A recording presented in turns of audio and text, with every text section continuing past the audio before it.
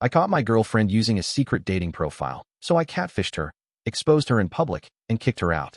It all started on a random Thursday night. I, 29 living in Austin, Texas, had just gotten off a late work call. I work in cybersecurity, mostly remote, and like any guy after a long day, I just wanted to relax.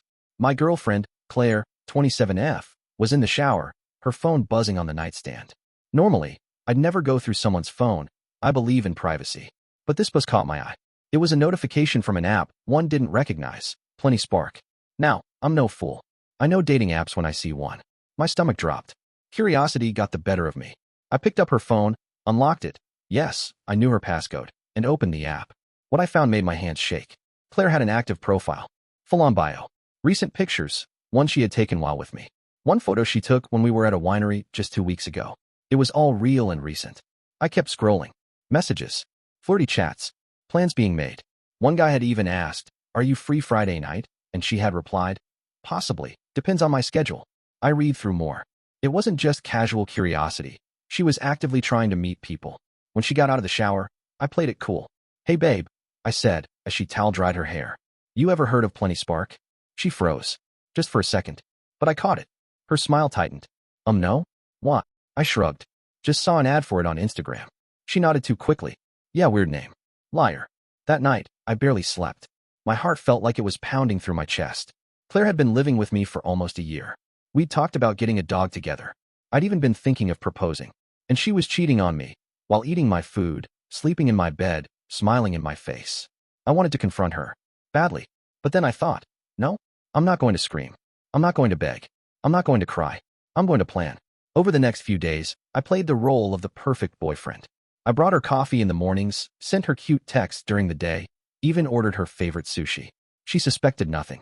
Meanwhile, I was documenting everything. Screenshots of her profile, her messages, her bio. I saved it all to a folder I labeled insurance. Then I made a fake profile on Plenty Spark. I used some stock photos and AI face blending tools to make a profile of a guy named Chase. Chase was everything Claire said she wanted in her bio. Adventurous, well-traveled, spontaneous. Chase lived nearby. Chase had money. Chase was hot. Within 2 days, Claire matched with Chase. And she messaged him first. I couldn't believe it. She told Chase she was single, just got out of a complicated relationship. She said she was looking for something real this time. My jaw clenched reading it. I wanted to scream. But instead, I set up a date. Friday night. A bar downtown. 7:30 p.m. The same Friday she told me she had a late work thing and might stay over at Jessica's. Sure, Claire. So I agreed with fake Chase to meet her at that bar. I was going to make sure Claire walked into her karma with her own 2 feet. And I'd be watching it all unfold. Friday night arrived quicker than I expected. Claire was in front of the mirror, curling her hair, humming along to some Lana Del Rey song. She looked happy, excited, not the vibe someone gives off before a late work thing. I leaned on the doorframe and asked, "Going somewhere fun?" She smiled at me through the mirror. "Oh, just Jessica's. Wine night and girl talk, you know." I nodded, pretending not to see the little black dress she was zipping up. "Tell her I said hey." She kissed my cheek and walked out the door with her overnight bag. As soon as I heard her car pull away, I grabbed my jacket, slipped out the back, and headed downtown. But I wasn't going alone. My buddy Travis, who I've known since college, met me near the bar we chose for Claire and Chase to meet. He's a chill guy, but when I told him everything and showed him the messages and screenshots, he was just as pissed as I was. We sat in Travis's car across the street, watching the entrance of the bar like we were in a movie. I had the Chase account open on my phone, just in case she messaged. 7:31 p.m. She walked in. Hair curled, makeup perfect, phone in hand. She was scanning the bar, probably looking for Chase's fake face. I watched her order a drink, sit at a high-top table, and check her phone. I sent her a message from the Chase account. "Hey, running 5 minutes late. Can't wait to see you." She responded almost instantly. "No worries. I'll grab a drink and wait." That was the moment it really hit me. She had no remorse. No hesitation. This wasn't a mistake or one-time thing. This was who she was. So I decided it was time for phase 2. I texted Travis. "Ready for the drop?" He replied, "Born ready." I walked into the bar. Claire didn't see me at first. She was checking herself in her phone camera, fixing a strand of hair. I walked up casually and stood right in front of her table. She looked up and her face froze. "Hey babe," I said, calm as ever. "Mind if I join you?" Her jaw actually dropped. What are you doing here?" "I could ask you the same." I pulled out my phone and showed her the Plenty Spark messages. "So, who were you planning to meet tonight?" "Not Jessica, I assume." Her eyes darted around the bar, like she could escape the moment. It's not what it looks like. Oh, it's exactly what it looks like. I leaned closer, dropped my voice. You've been cheating on me for weeks. Using my apartment, my car, my Wi-Fi, to find other guys. And tonight, you walked into your own trap. People around us started to take notice. A few turned to watch. One guy even pulled out his phone, probably recording. Claire's voice dropped to a whisper. Can we talk outside? No. I think we're good here. I took a deep breath.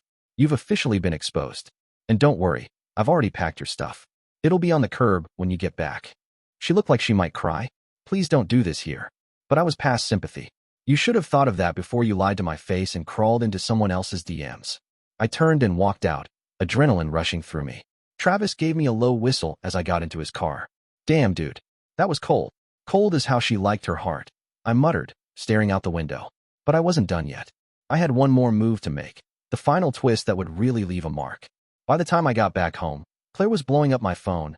Texts, missed calls, even a voice note where she was crying and saying it was just a phase and she didn't mean anything serious with the guy she was messaging. I didn't reply. I wasn't looking for an apology. I was looking for closure. And maybe a little revenge. You see, Claire wasn't just living in my apartment. Her name wasn't on the lease. I had taken her in a year ago when she said she was trying to find her footing. I paid the rent, the utilities, bought most of the groceries. She worked part-time at a boutique downtown, barely covering her own bills. I wasn't bitter about that, until I realized she was using the security of my place to line up new guys behind my back. So I took action. The day after the bar showdown, I left her belongings neatly packed in boxes at the front of the apartment complex. I even printed out a copy of her Plenty Spark profile and taped it to one of the boxes with a sticky note. Your new life starts here. I texted her one final time. We're done. You made your choices. Doors closed for good. But it didn't end there. Remember how I work in cybersecurity? Well, I don't hack people. It's illegal and unethical. But I do know how to build digital traps.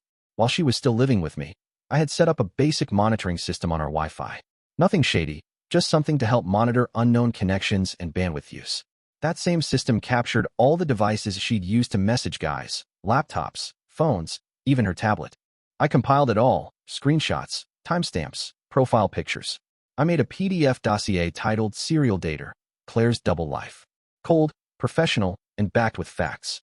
Then I sent that file anonymously to the boutique she worked at, her manager, specifically. Normally, I wouldn't involve someone's job. But this place prided itself on trust, loyalty, and female empowerment. I didn't lie or write anything personal. I just let the facts speak for themselves. What they chose to do with it wasn't up to me.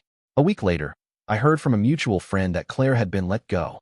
Something about bringing drama into the workplace. I shrugged. Actions, consequences. Still, I didn't feel like I won. I wasn't happy. I was just free. About a month later, I ran into her by accident at a Whole Foods. She looked different, more tired, hair unwashed, wearing the kind of hoodie people wear when they've had a few too many bad days. She saw me and stopped in her tracks. You look good, she said quietly. I nodded. Thanks. She hesitated. I deserved it, didn't I? I didn't smile. You did. That was it. No dramatic apology, no emotional breakdown.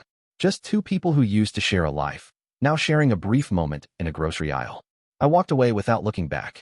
Since then, I've been rebuilding, focusing on my own health, going back to the gym, reconnecting with friends I'd neglected while trying to make the relationship work. I even started casually dating again.